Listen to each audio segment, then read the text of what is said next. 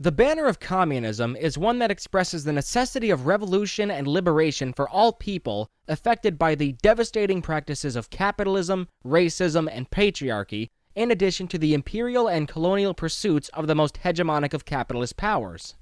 This, of course, means that those espousing communism and socialism, at least in most cases, are in one form or another in favor of the liberation of black people throughout the globe and the dismantling of white supremacy.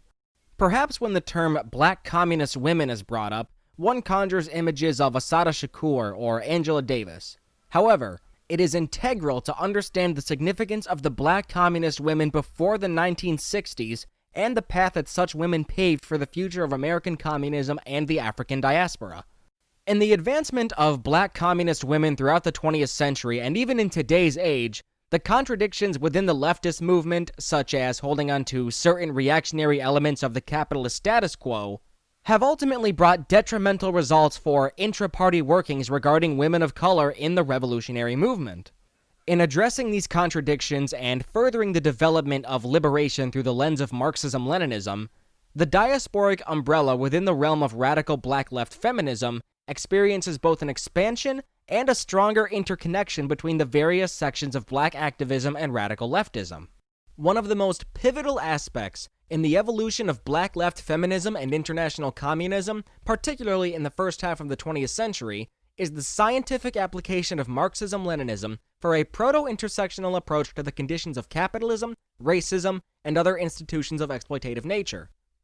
Despite similarities in ideological basis and, in general, a mutual understanding of the capitalist stranglehold enforcing a class, race, and gender-based hierarchy,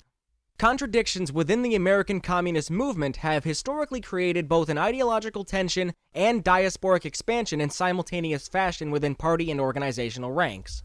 Though the CPUSA, in its involvement with the Comintern, maintained a connection between the party and the Communist Party of the Soviet Union, much of the CPUSA's actions reflected a practice contradictory to the liberation and enfranchisement of women as espoused in the legal and social systems of the USSR. In applying the Marxist-Leninist approach to revolutionary socialism and in addressing the issue of gendered and racially driven inequality on a global scale, the emerging black left feminism sought to restructure party policy and the male-centric hierarchy that plagued CPUSA proceedings. As the black communist women developed the triple oppression theory in line with Marxist-Leninist principle, a more advanced means of addressing and combating the systems of racism, sexism, capitalism, and imperialism/colonialism, in relation to the systematic and distinct oppression of black women, so too did the concept of triple victory come into fruition.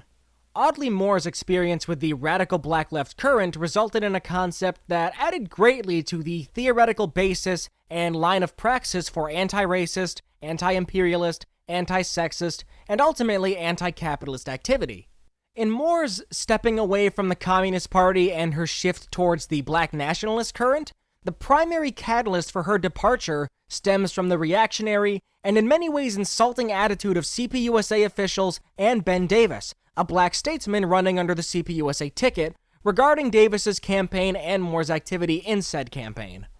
Establishing the idea of what became known as denegroization, Moore took the word Negro and advanced its meaning and linguistic power, arguing of the disrespectful and ultimately oppressive prospects of the word in its origins of racial hierarchy. Subsequently, the abandoning of the term, at least in Moore's sphere, aids in the exposure of the white supremacist roots of the term Negro and the settler colonial implications embedded into black life for centuries, essentially acting to wash away the colonialist implications of the term as time went on. Black left feminism, in line with its Marxist-Leninist framework, displays an extension of the Leninist principle of the vanguard party in a transnational struggle against the hegemonic dominance of capitalism and its core tenets on a global scale.